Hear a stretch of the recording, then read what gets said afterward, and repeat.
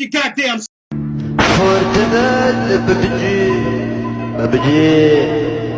PUBG Xbox. You didn't have to cut me off. Like that I can never. Now we were nothing. I don't even need your love. You treat me like a snake and I feel so up.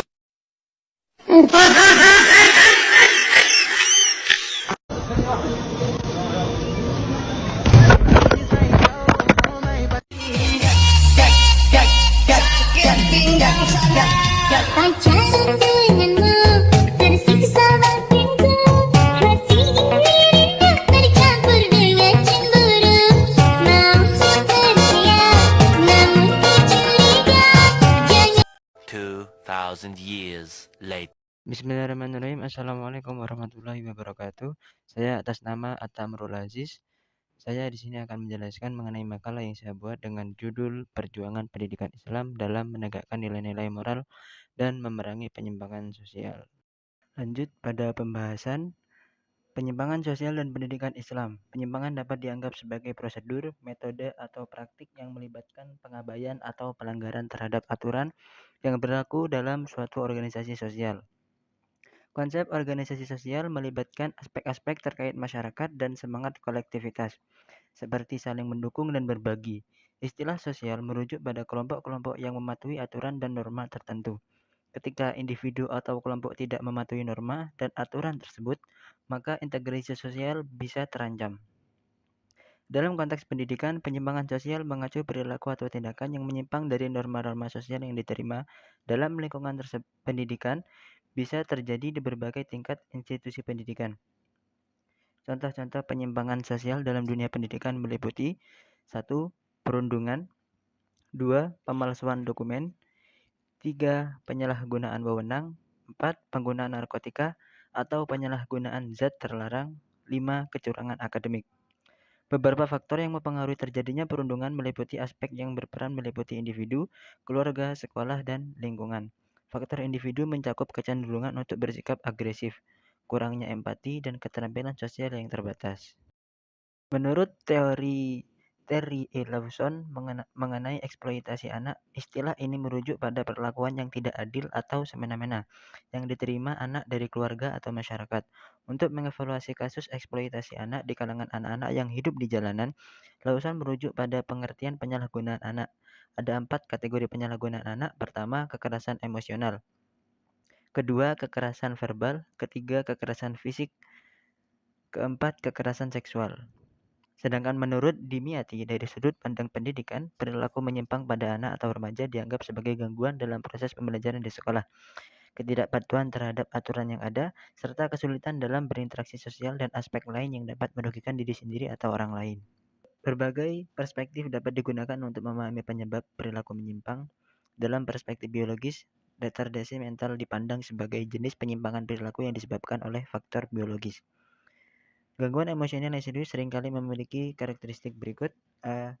Kesulitan belajar yang tidak dapat dijelaskan oleh faktor intelektual, sensorik, atau kesehatan.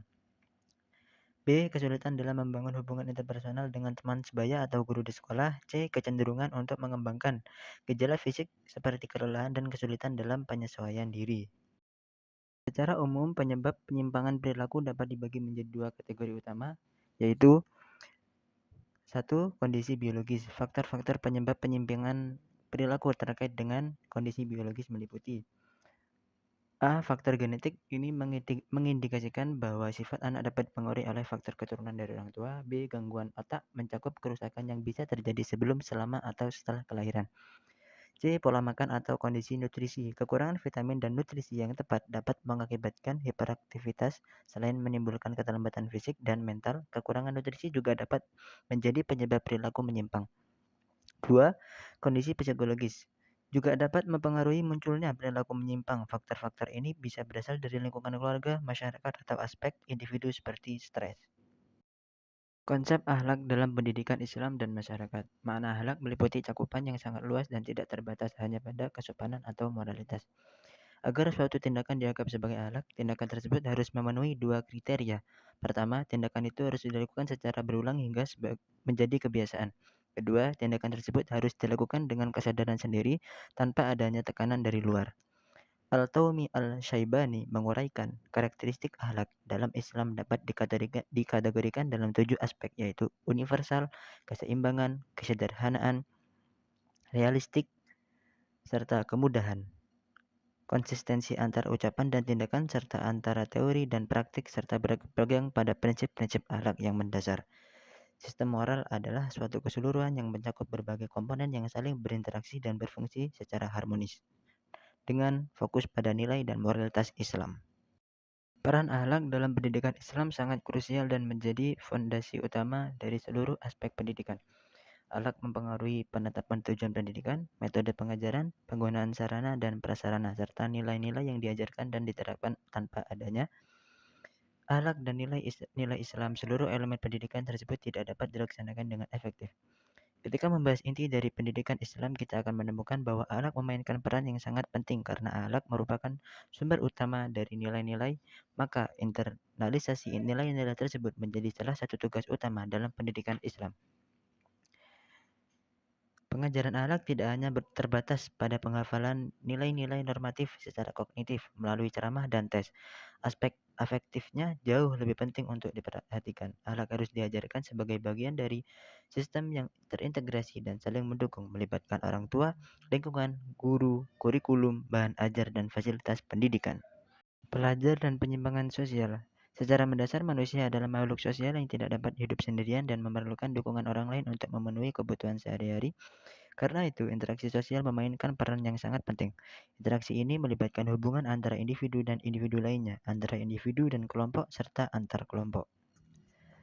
Tata tertib sebagai aturan yang ditulis adalah salah satu cara bagi sekolah untuk berinteraksi secara simbolik dengan semua anggotanya. Perilaku menyimpang merujuk pada tindakan yang melanggar norma dan nilai-nilai masyarakat. Walaupun anak-anak biasanya menunjukkan konsep diri dan perilaku yang positif, lingkungan yang tidak mendukung, tekanan sosial dan tantangan dalam menghadapi tugas perkembangan saat transisi menuju dewasa dapat mengarah pada perilaku negatif di kalangan remaja.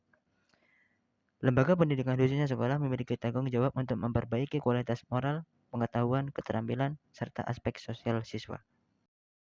Terdapat beberapa penyebab terjadinya penyimpangan. Pertama, perubahan peran keluarga. Keluarga merupakan lingkungan utama dalam proses pembentukan kepribadian anak. Hubungan harmonis antara orang tua dan anak serta antar saudara sangat penting. Anak-anak yang tumbuh dalam situasi keluarga yang tidak stabil, seperti akibat penceraian atau kematian orang tua, cenderung menunjukkan perilaku negatif. 2. Lingkungan sekolah yang tidak mendukung. Di era sekarang, perkembangan pesat dalam ilmu pengetahuan dan teknologi mempengaruhi sistem pendidikan di Indonesia. Kurikulum yang sering berubah dan padat dapat membuat siswa merasa terasing dari proses belajar. 3. Kurangnya pengawasan sosial dari masyarakat. Penyimpangan perilaku remaja bisa muncul karena masyarakat yang kurang ketat dalam mengawasi dan menindak pelanggaran norma sosial, seperti perilaku mabuk-mabukan, pergaulan bebas, atau perkelahian antar remaja. 4. Kegagalan sosialisasi. Seseorang bisa gagal dalam proses sosialisasi jika ia tidak dapat menyesuaikan perilakunya dengan norma dan aturan sosial yang ada. 5. Pengaruh negatif media massa. Di era globalisasi, media massa, baik cetak maupun elektronik, dapat mempengaruhi remaja dengan cara yang negatif. 6. Pemberian label negatif dari masyarakat. Individu yang terlibat dalam pelanggaran hukum seperti penggunaan narkoba atau tindakan kriminal lainnya seringkali mengalami kesulitan dalam diterima kembali di masyarakat setelah menjalani hukuman. 7. Kesenjangan sosial ekonomi. Perbedaan ekonomi yang signifikan antara kelompok kaya dan miskin dapat menimbulkan kecemburuan sosial, terutama pada individu dengan mentalitas negatif.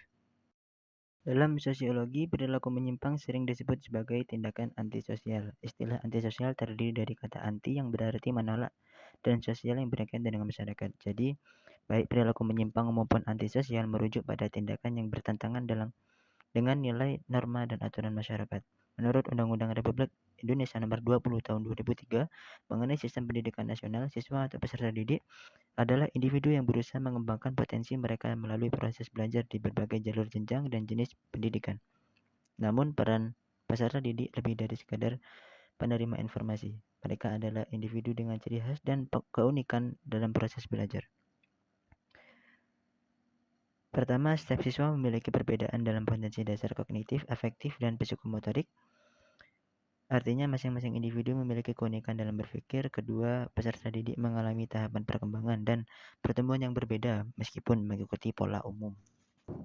Ketiga, setiap siswa memiliki imajinasi, persepsi, dan pengalaman yang berbeda dari orang dewasa, menyoroti pentingnya memahami sudut pandang dan pengalaman unik mereka dalam konteks pembelajaran. Keempat, peserta didik memiliki kemampuan untuk beradaptasi dalam kelompok sekaligus mengembangkan dimensi individualnya sebagai individu yang unik.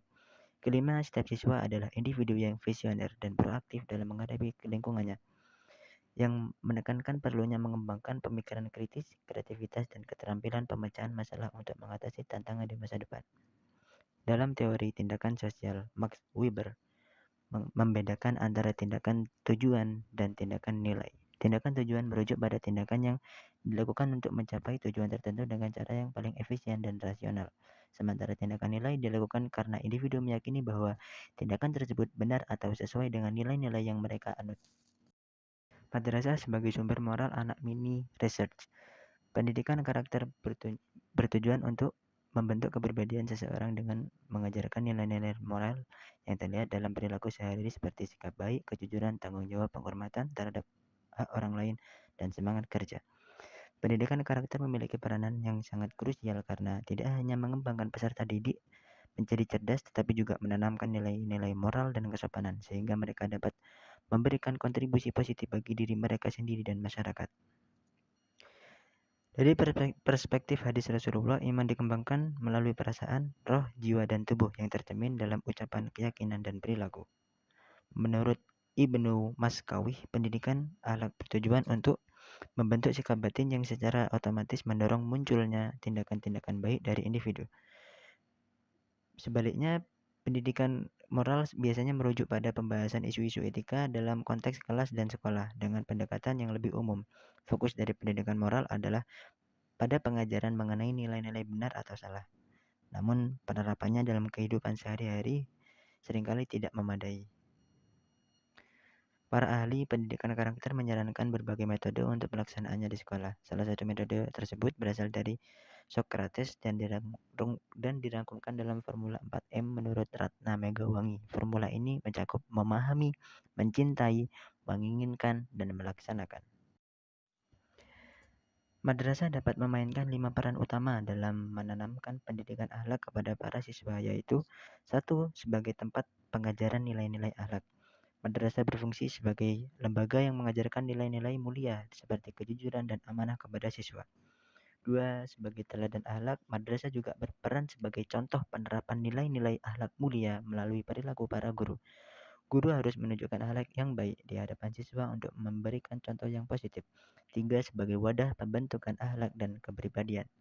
Melalui pendidikan akhlak yang konsisten dan berkelanjutan, madrasah dapat membantu siswa membentuk kebiasaan baik dan kepribadian yang sesuai dengan nilai-nilai akhlak. 4. Sebagai media kontrol perilaku siswa, madrasah bertanggung jawab untuk memantau perkembangan akhlak siswa. Pengawasan ini penting agar siswa dapat menerapkan nilai-nilai akhlak dalam kehidupan mereka sehari-hari. 5. Sebagai tempat praktik penerapan akhlak, madrasah berfungsi sebagai laboratorium bagi siswa untuk mempraktikkan nilai-nilai akhlak yang telah dipelajari. Penutup, yakni kemunduran umat Islam saat ini terkait erat dengan menurunnya nilai adab dan akhlak dalam diri individu. Hal ini disebabkan oleh pandangan dunia yang keliru mengenai konsep kebaikan dan keburukan akibat pengaruh barat yang menjadikan penilaian tentang baik dan buruk seringkali hanya bergantung pada akal manusia. Namun Islam mengajarkan bahwa pedoman utama adalah wahyu dari Allah yang mengarah pada kebahagiaan di dunia dan akhirat. Peran pendidik sangat krusial sebagai agen pembentuk karakter peserta didik, membimbing mereka agar berakhlak mulia, bertauhid kepada Allah Subhanahu wa taala, memahami norma sosial dan menjadikan Nabi Muhammad SAW sebagai teladan dalam kehidupan sehari-hari.